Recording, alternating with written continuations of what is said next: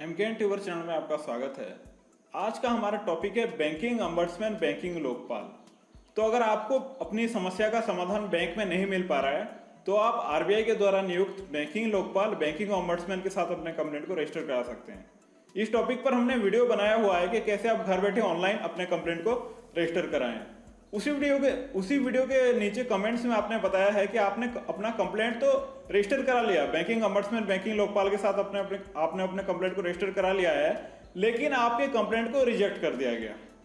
तो आज हम ये जानने का प्रयास करेंगे कि कारण क्या है, किन किन रीजंस की वजह से, किन किन कारणों की वजह से बैंकिंग लोकपाल हमारे कंप्लेंट को रिजेक्ट कर देते हैं।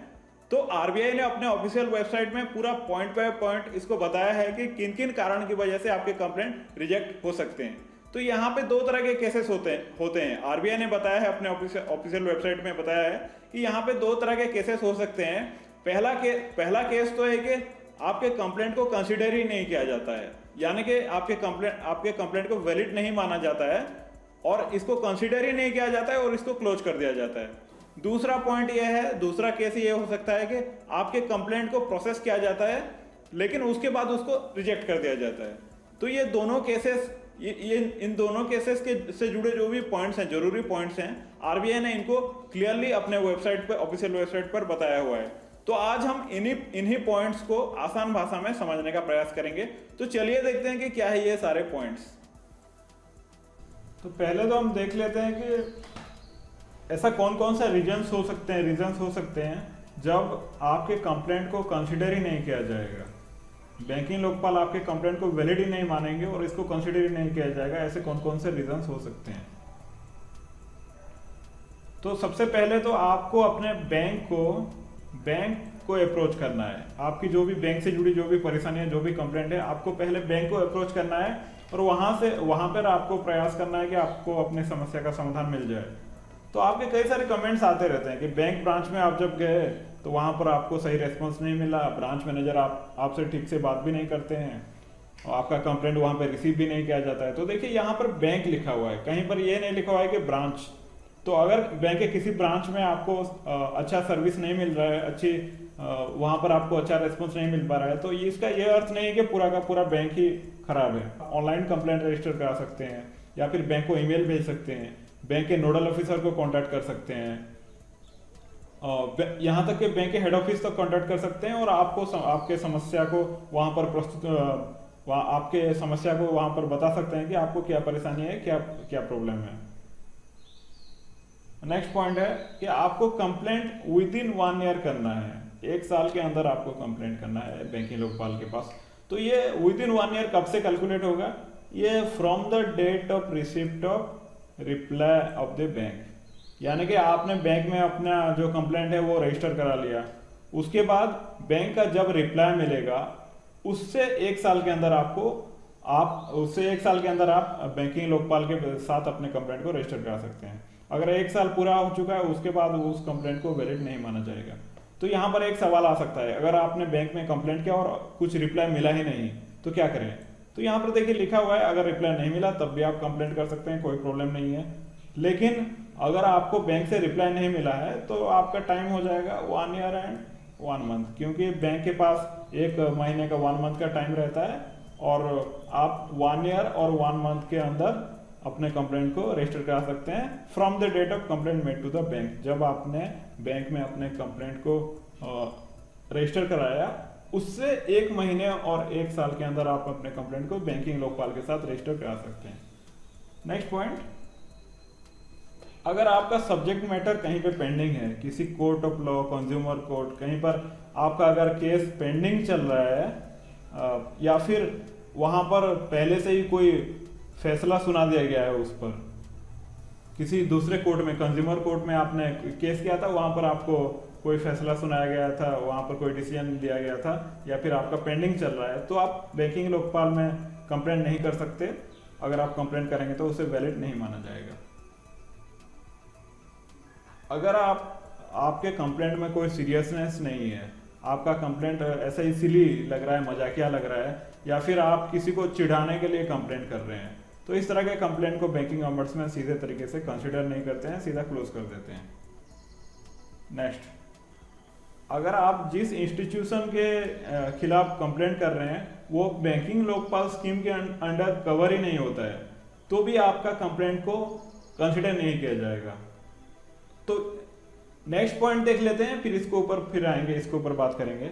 नेक्स्ट पॉइंट ये है कि अगर आपका subject matter of complaint grounds of complaint के तहत नहीं आता है, grounds of complaint specified under clause 8।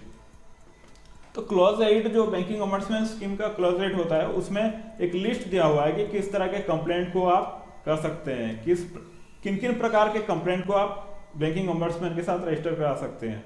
तो देखिए ये दोनों पॉइंट्स जो हैं, जो इंस्टीट्यूशन कवर होता है बैंकिंग ऑम्बड्समैन स्कीम में और जो जिस प्रकार के कंप्लेंट कवर होते हैं, अगर आप ऑनलाइन आरबीआई में कंप्लेंट को रजिस्टर कराते हैं तो वहां पर ऑप्शन मिल जाता है। वहां पर बैंक जैसे आप सिलेक्ट करते हैं तो बैंक्स का एक लिस्ट वहां पे मिल जाता है। तो उससे आप अगर सिलेक्ट करके अपने कंप्लेंट को रजिस्टर कराते हैं तो इस पॉइंट का आपको यहाँ पर जरूरत नहीं है, इसको आप जानने का जरूरत नहीं है, क्योंकि वहां पर नॉट कवर्ड का जो प्रॉब्लम है वो होगा ही नहीं। लिस्ट में जो नाम होगा उसको आप सिलेक्ट करेंगे और आप अपने कंप्लेंट को रजिस्टर करा लेंगे। इसी तरह से जब आप अपने कंप्लेंट को ऑनलाइन रजिस्टर कराते हैं तो वहां पे कैटेगरी ऑफ कंप्लेंट का ऑप्शन भी मिलता है, तो उससे अगर आप सिलेक्ट करके अपने कंप्लेंट को रजिस्टर कराएंगे तो not pertaining to the grounds of complaint specified under clause 8 इस तरह की परेशानी नहीं होगी। आगे चलकर चैनल पर हम क्लॉज 8 क्या होता है उसके बारे में डिटेल में वीडियो भी बनाएंगे। तो ये तो हो गया कि किन किन केसेस में बैंकिंग ऑम्बड्समैन आपके कंप्लेंट को कंसीडर ही नहीं करेंगे। अब देखते हैं कि कब आपके बैंकिंग ऑम्बड्समैन आपके कंप्लेंट को रिजेक्ट कर देते हैं। बैंकिंग ऑम्बड्समैन आपके कंप्लेंट को रिजेक्ट कर सकते हैं, किसी भी स्टेज पर आपके कंप्लेंट को रिजेक्ट कर सकते हैं। तो रीजन क्या क्या हो सकते हैं उसको देख लेते हैं। देखिए पहला तो हो सकता है कि not on the grounds of complaint, जैसे कि हम पहले भी इस पर बात कर चुके हैं। नेक्स्ट पॉइंट, अगर कंपेंसेशन का अमाउंट 20 लाख से ज्यादा है, कंपेंसेशन आप जो कंपेंसेशन क्लेम कर रहे हैं बैंकिंग ऑम्बड्समैन के पास, तो उसका अमाउंट अगर 20 लाख से ज्यादा आ रहा है तो आपको यहाँ पर कंप्लेंट को रिजेक्ट कर दिया जाएगा, क्योंकि इस तरह के कंप्लेंट बैंकिंग ऑम्बड्समैन सॉल्व नहीं कर सकते हैं। देखिए यहाँ पर एक बात मैं क्लियरली बताना चाहूंगा, यहाँ पर कंपेंसेशन अमाउंट बताया गया है, ट्रांजेक्शन अमाउंट नहीं बताया गया है। अगर आपका ट्रांजेक्शन अमाउंट 20 लाख से ज्यादा है तो आप कंप्लेंट कर सकते हैं, लेकिन कंपेंसेशन अमाउंट अगर आप जो कंपेंसेशन का डिमांड कर रहे हैं बैंक से वो अगर 20 लाख से ज्यादा है तो यहाँ पर आपका कंप्लेंट को रिजेक्ट कर दिया जाएगा। नेक्स्ट पॉइंट, अगर एविडेंस जो केस आपने बैंकिंग ऑम्बड्समैन को यहाँ पर रजिस्टर कराया है वहां पर एविडेंस चाहिए और बैंकिंग ऑम्बड्समैन को लगता है कि एविडेंस पूरे नहीं है, यानी कि प्रमाण पूरा नहीं है, बैंकिंग ऑम्बड्समैन को इस पर डिसीजन सुनाने के लिए, अपना डिसीजन देने के लिए प्रमाण चाहिए, और प्रमाण चाहिए, documentary, elaborate documentary and oral प्रमाण चाहिए, लिखित डॉक्यूमेंट्री प्रमाण भी चाहिए, और फेस टू फेस बात करके ही इस तरह की समस्या का समाधान निकाला जा सकता है। तो इस तरह के कंप्लेंट को बैंकिंग ऑम्बड्समैन रिजेक्ट कर देते हैं। नेक्स्ट पॉइंट, अगर कंप्लेंट बिना किसी सफिशिएंट कॉज के है, बिना किसी कारण के कंप्लेंट किया गया है तो इस तरह के कंप्लेंट को भी रिजेक्ट कर दिया जाता है। नेक्स्ट, अगर आपने कंप्लेंट करते समय ड्यू डिलीजेंस यानी कि अपने विवेक का उपयोग नहीं किया और ऐसे ही आपने कंप्लेंट कर दिया है तो इस तरह के कंप्लेंट को भी रिजेक्ट कर दिया जाता है। अगर बैंकिंग ऑम्बड्समैन को लगता है कि कोई लॉस नहीं हुआ है, ना तो डैमेज हुआ है और ना ही किसी तरह की परेशानी हुई है कंप्लेंटेंट को, यानी कि शिकायतकर्ता को कोई लॉस नहीं हुआ है, कोई डैमेज नहीं हुआ है, कोई परेशानी नहीं हुआ है, तो इस तरह के कंप्लेंट को भी बैंकिंग ऑम्बड्समैन के द्वारा रिजेक्ट कर दिया जाता है। तो आपने यहां तक वीडियो को देखा, सबसे पहले तो आपका धन्यवाद है। और अब आप नीचे कमेंट्स में बता सकते हैं कि इनमें से आपको क्या लग रहा है कि कौन सा रीजन है जिसकी वजह से आरबीआई ने अपने कंप्लेंट को रिजेक्ट किया है। और अगर आपको फिर भी कोई कंफ्यूजन है तो आप हमें मेल कर सकते हैं, हमारा मेल आईडी आपको चैनल के अबाउट सेक्शन में मिल जाएगा। तो इस वीडियो को एक लाइक कर दीजिए, चैनल के साथ जुड़े रहने के लिए चैनल को सब्सक्राइब कर दीजिए। आज के लिए बस इतना ही, धन्यवाद, नमस्कार।